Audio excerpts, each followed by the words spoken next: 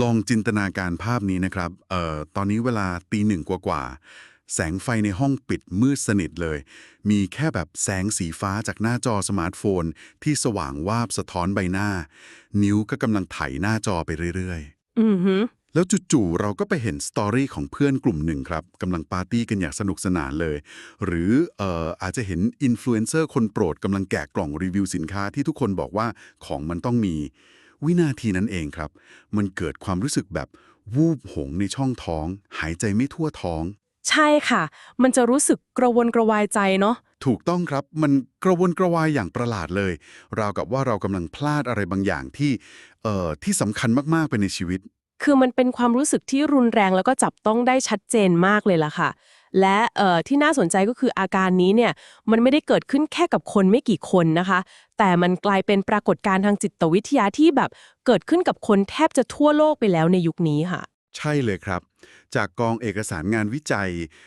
บทความพฤติกรรมผู้บริโภค แล้วก็กรณีศึกษาทางจิตวิทยาที่เรานำมารวบรวมเพื่อการเจาะลึกข้อมูลกันในวันนี้เนี่ยสถิติที่ปรากฏออกมาชัดเจนมากครับ มีข้อมูลระบุว่ามากกว่า 70%ของคนในกลุ่ม Gen Z อืมเยอะมากนะคะครับแล้วก็ 69%ของกลุ่ม Millennials ต้องเผชิญกับสภาวะความรู้สึกแบบนี้เป็นประจำทุกวันเลย โอเค เรามาค่อยๆ แกะรอยเรื่องนี้กันครับ ภารกิจของเราในการเจาะลึกข้อมูลวันนี้เนี่ยคือการทำความเข้าใจว่าสิ่งนี้มันไม่ใช่แค่อาการเหงา หรือการอยากรู้อยากเห็นธรรมดาธรรมดา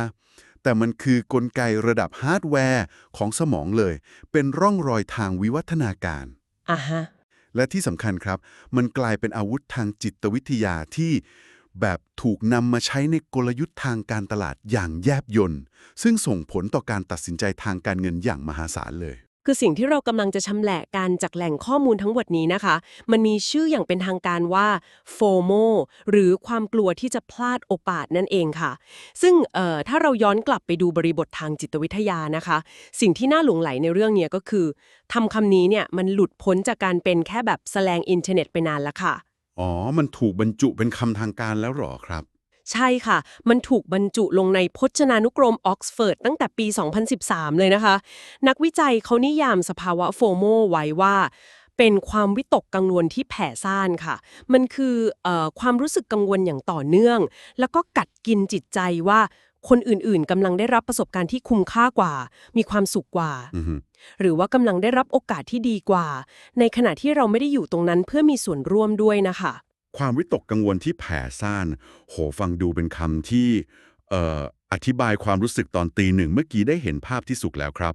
แต่ว่าจากนิยามตรงนี้แหละ มันนำไปสู่ข้อสงสัยที่ว่า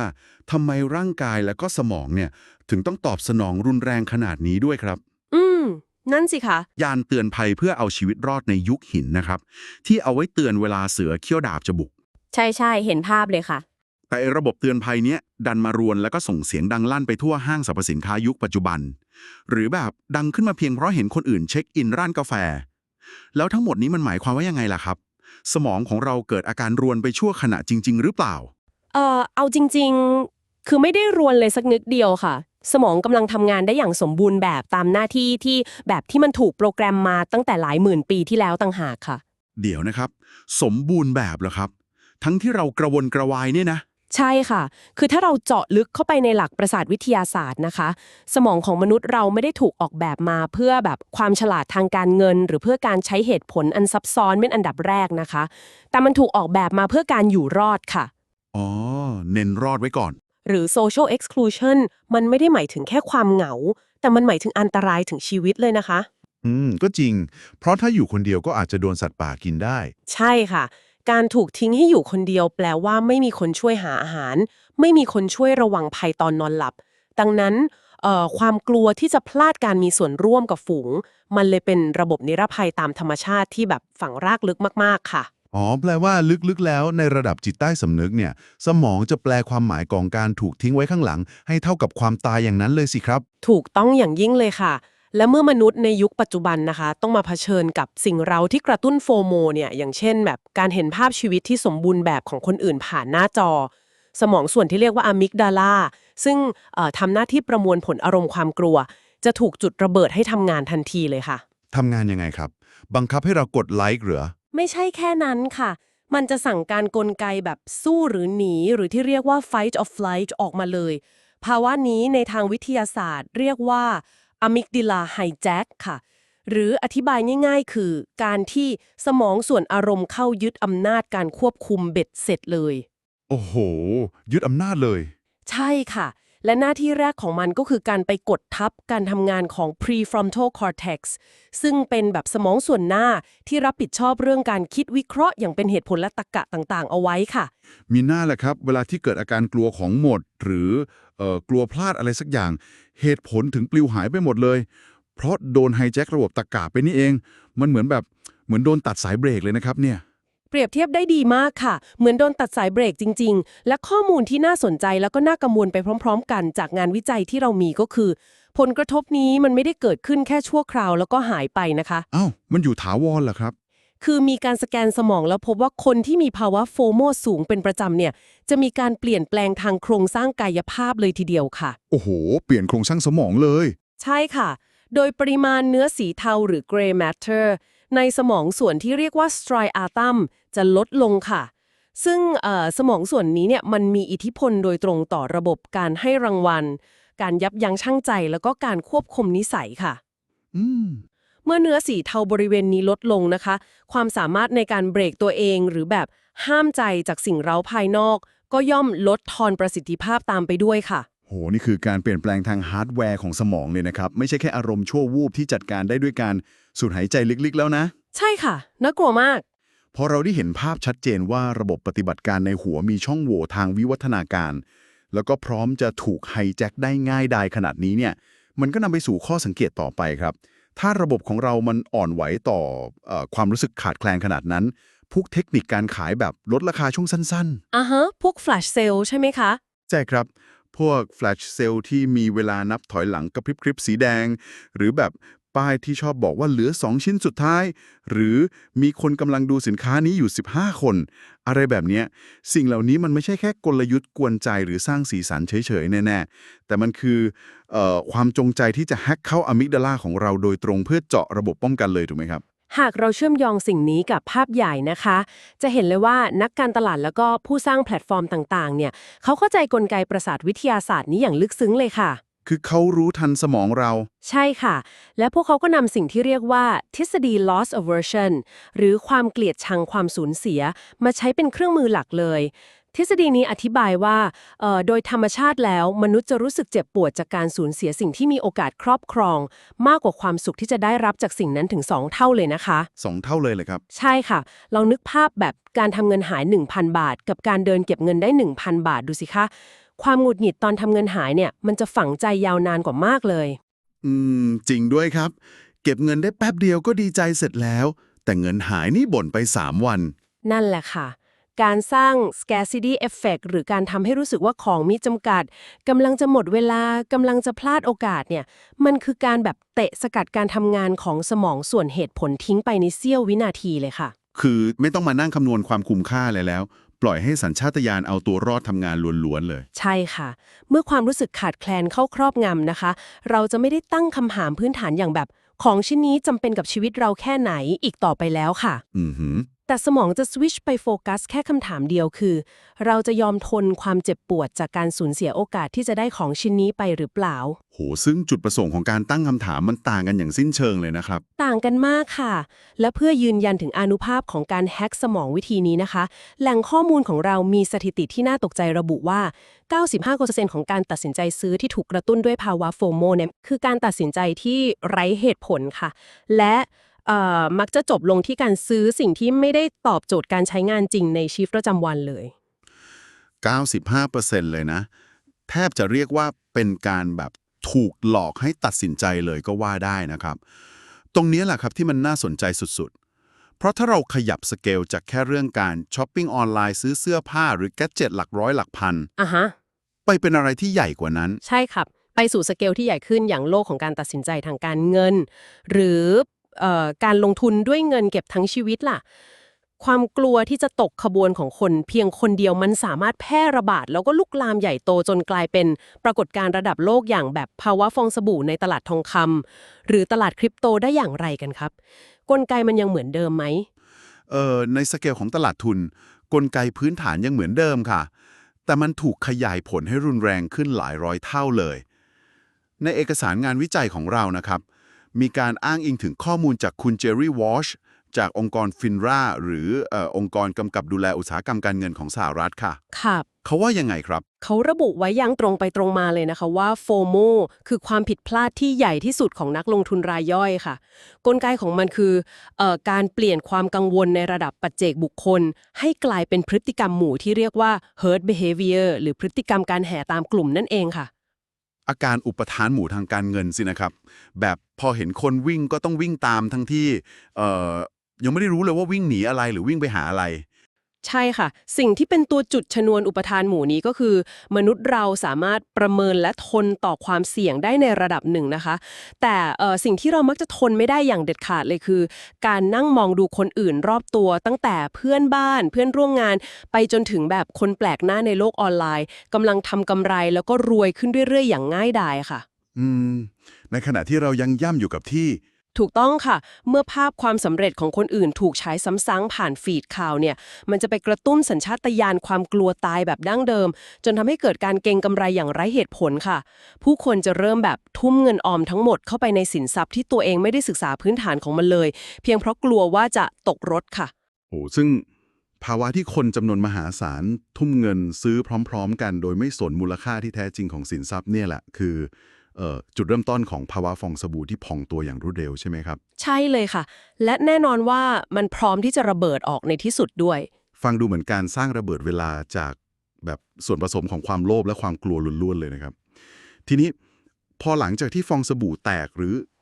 ถ้ามองในสเกลย่อยลงมาคือ หลังจากที่ของมาส่งถึงหน้าบ้านหรือโอนเงินลงทุนก้อนนั้นไปแล้วเนี่ยพอเวลาผ่านไปสักพักสารเคมีในสมองส่วนอะมิกตาลามันน่าจะเริ่มเจือจางลงใช่ไหมครับ ใช่ค่ะ อารมณ์จะเริ่มนิ่งขึ้น แล้วสมองส่วนตรรกะอย่าง prefrontal cortex ก็เริ่มกลับมาทวงคืนพื้นที่การทำงาน มันเกิดอะไรขึ้นต่อจากนั้นครับ ความเป็นจริงมันตีแสกหน้าเรายังไงบ้าง ช่วงเวลานั้นล่ะค่ะ คือจุดเริ่มต้นของวงจรที่เจ็บปวด งานวิจัยระบุว่า 76% ของคนที่ตัดสินใจซื้อหรือลงทุนเพราะโดนกระตุ้นจากอาการโฟโมจะเกิดความรู้สึกไม่พึงพอใจ และรู้สึกผิดอย่างรุนแรงตามมาค่ะ อืมซื้อปุ๊บเสียใจปั๊บ ใช่ค่ะ หรือที่ในทางจิตวิทยาเรียกว่า post purchase regret ซึ่งนักวิจัยเขาได้จำแนกพฤติกรรมของคนที่พยายามรับมือกับความเสียใจนี้ออกเป็น 4 ประเภทหลักๆ ด้วยกันค่ะ มีอะไรบ้างครับ4ประเภทนี้ กลุ่มแรกนะคะเรียกว่า the butterflies หรือกลุ่มผีเสื้อค่ะ คนกลุ่มนี้เนี่ยเมื่อตระหนักว่าตัวเองตัดสินใจพลาด เขาจะเกิดความเจ็บใจ และแบบมีปฏิกิริยาตอบสนองด้วยการตัดขาดจากแบรนด์หรือสินทรัพย์นั้นในทันทีเลยค่ะ ลบแอปพลิเคชันทิ้ง unfollow ทุกอย่าง เพื่อหนีให้พ้นจากสิ่งเตือนใจถึงความผิดพลาดนั้นค่ะ อ๋อ คือโยนทิ้งเลยตัดจบเพื่อความสบายใจ แต่เดี๋ยวนะครับ ถ้าของชิ้นนั้นมันเป็นของราคาถูกก็คงทำได้แหละ แต่ถ้ามันเป็นของที่แพงมากๆอย่างกล้องถ่ายรูปตัวละหลายหมื่น หรือแบบรถยนต์ล่ะ คนเราคงไม่กล้าปาทิ้งหรือตัดขาดง่ายๆแน่ๆ นั่นเป็นข้อสังเกตที่เฉียบคมมากค่ะ และนั่นแหละคือที่มาของคนกลุ่มที่ 2 ที่เรียกว่า the devotees หรือกลุ่มผู้ภักดีเสียสละค่ะ อ้าวกลุ่มนี้เขาทำยังไงครับ เมื่อของมันแพงเกินกว่าจะทิ้งนะคะ คนกลุ่มนี้ก็มีความเสียใจไม่ต่างกันค่ะ แต่แทนที่จะหันไปโทษแบรนด์หรือโทษสินค้า พวกเขากลับเลือกที่จะตีโพยตีพายโทษตัวเองค่ะ โทษตัวเอง ใช่ค่ะ คิดซ้ำๆว่าฉันคงใช้ฟังก์ชันมันไม่เป็นเองแหละ หรือแบบฉันคงลงทุนไม่ถูกจังหวะเวลาเอง เพื่อรักษาสถานภาพความภักดี แล้วก็หลอกตัวเองว่าสินค้านั้นมันยังคงมีค่าอยู่ค่ะ โห แบกรับความผิดพลาดทางอารมณ์ไว้เองทั้งหมดเลย ฟังดูเป็นการทำร้ายจิตใจตัวเองลึกๆนะครับเนี่ย แล้วกลุ่มที่3นะครับ จะรับมือแบบไหนอีก กลุ่มที่ 3 นี้มีความซับซ้อนแล้วก็แบบย้อนแย้งทางจิตวิทยามากที่สุดเลยค่ะ เรียกว่า the endorser หรือกลุ่มผู้สนับสนุนย้อนแย้ง ย้อนแย้งยังไงครับ คือคนกลุ่มนี้เขารู้ตัวเต็มอกเลยนะคะว่าของที่ซื้อมามันไม่มีคุณภาพ หรือการลงทุนนั้นมันล้มเหลวไม่เป็นท่า แต่สิ่งที่พวกเขาทำคือการเดินหน้าแนะนำแล้วก็เชียร์ให้คนอื่นซื้อหรือทำตามค่ะ เดี๋ยวนะ รู้อยู่แล้วว่าไม่ดีจะไปเชียร์ให้คนอื่นซื้อเนี่ยนะทำไปทำไมครับเนี่ย เหตุผลลึกๆ มันไม่ใช่เพราะอยากหลอกลวงคนอื่นนะคะ แต่เป็นแบบกลไกเพื่อลดความรู้สึกขัดแย้งในใจของตัวเองค่ะ หรือที่เรียกว่า cognitive dissonance การหาเพื่อนร่วมชะตากรรมมันจะช่วยทำให้เขารู้สึกว่า อย่างน้อยการตัดสินใจของตัวเองก็ยังมีคนเห็นด้วย และไม่ใช่เรื่องผิดพลาดซะทีเดียวค่ะ อ๋อ ผมขออนุญาตยกตัวอย่างเปรียบเทียบให้เห็นภาพชัดๆเลย กลุ่ม The Endorser เนี่ย เหมือนเวลาเราดันด้นขับรถไปไกลมาก เพื่อไปกินร้านอาหารที่แบบคนรีวิวกันว่าเด็ดสุดๆ แต่พอกินคำแรกเข้าไปแล้วรสชาติมันแย่มาก อือฮึ แทนที่เราจะยอมรับกับตัวเองตรงๆว่าพลาดไปแล้ว เสียทั้งเงินเสียทั้งเวลา เรากลับเลือกที่จะไปโพสต์เชียร์ถ่ายรูปลงโซเชียลแล้วบอกเพื่อนให้ตามไปกิน เพียงเพื่อจะหาคนมาตกหลุมเดียวกัน จะได้ทำให้ตัวเองรู้สึกผิดน้อยลงที่อุตส่าห์ดันด้นไปถูกไหมครับ ใช่เลยค่ะ เป็นตัวอย่างที่อธิบายทฤษฎี cognitive dissonance ได้เห็นภาพแล้วก็จับใจความได้ครบถ้วนมากค่ะ มันคือการพยายามหาเพื่อนร่วมเจ็บเพื่อปลอบประโลมความผิดพลาดของตัวเองนั่นเอง เข้าใจเลยครับ แล้วกลุ่มสุดท้ายล่ะครับ ค่ะ เพื่อพยายามสร้างสารโดปามีนแห่งความสุขระยะสั้นขึ้นมากลบความเศร้าเดิมทำให้ชีวิตต้องแบบติดอยู่ในวงจรของการซื้อเพื่อเยียวยาที่ไม่มีวันสิ้นสุดค่ะ โอ้วงจรนี้มันเป็นการทำลายล้างที่รุนแรงมากนะครับ กระทบทั้งความมั่นคงทางการเงิน แล้วก็กัดกร่อนสุขภาพจิตลงไปเรื่อยๆเลย แล้วยิ่งในยุคปัจจุบันที่เราใช้เวลาอยู่กับหน้าจอแล้วก็โซเชียลมีเดียกันวันละหลายชั่วโมง มันแทบจะเป็นไปไม่ได้เลยนะครับที่จะหลีกเลี่ยงการถูกกระตุ้น จริงค่ะ เมื่อเราเข้าใจถึงวงจรความเสียหาย แล้วก็หลุมพรางทางสมองทั้งหมดนี้แล้วเนี่ยคำถามที่สำคัญที่สุดคือ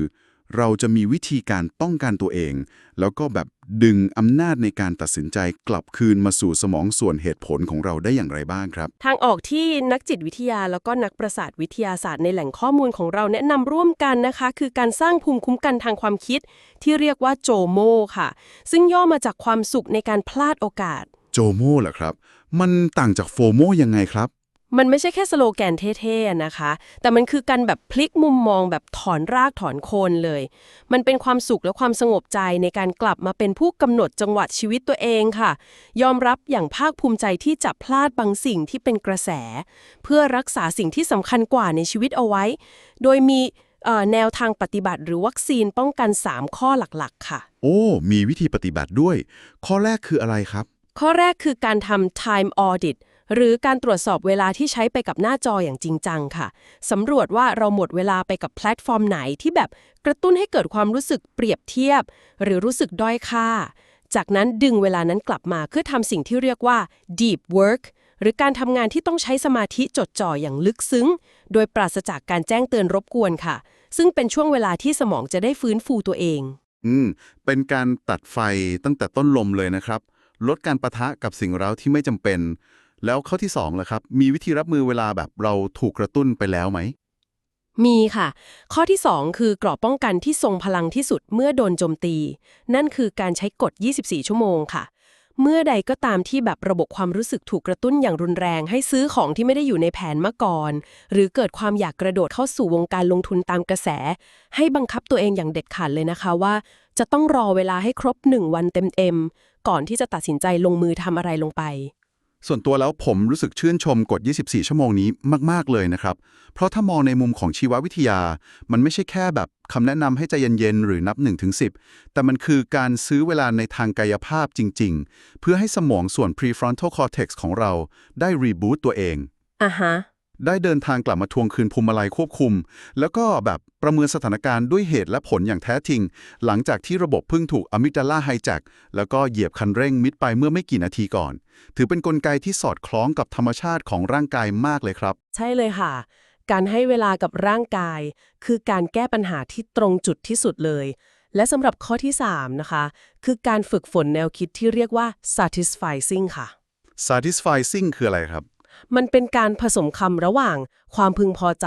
และความเพียงพอค่ะ หัวใจของแนวคิดนี้คือการเลิกวิ่งตามหาความสมบูรณ์แบบ หรือแบบพยายามเฟ้นหาทางเลือกที่ดีที่สุดที่มักจะไม่มีอยู่จริง แล้วก็หันมาเรียนรู้ที่จะพอใจในตัวเลือกที่ดีพอสำหรับความต้องการพื้นฐานของเราแล้วค่ะ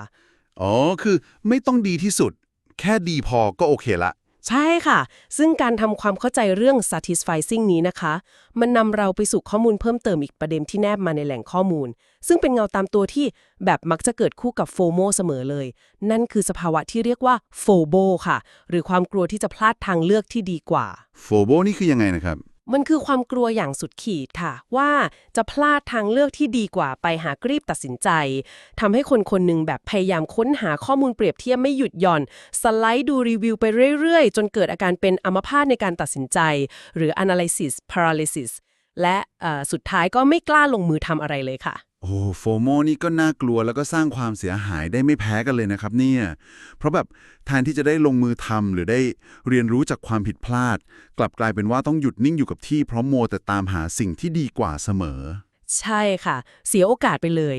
สรุปแล้วนะครับจากภาพรวมของแหล่งข้อมูลเชิงลึกที่เราได้รวบรวมมาพูดคุยกัน การทำความเข้าใจว่าโฟโมไม่ใช่แค่อารมณ์อ่อนไหวของคนขี้เหงา แต่เป็นกลไกทางประสาทวิทยาศาสตร์ระดับฮาร์ดแวร์ที่มักจะถูกหยิบมาใช้เป็นอาวุธเพื่อล่อลวงให้เราตัดสินใจผิดพลาดเนี่ยถือเป็นก้าวแรกที่สำคัญมากครับและการมีสติฝึกฝนแนวคิดแบบโจโมรวมถึงการเว้นระยะ 24 ชั่วโมง จะเป็นเกราะกำบังชั้นดีที่แบบช่วยรักษาทั้งสุขภาพจิต แล้วก็เงินออมของเราให้ปลอดภัยจากการถูกไฮแจ็คได้ อือฮึ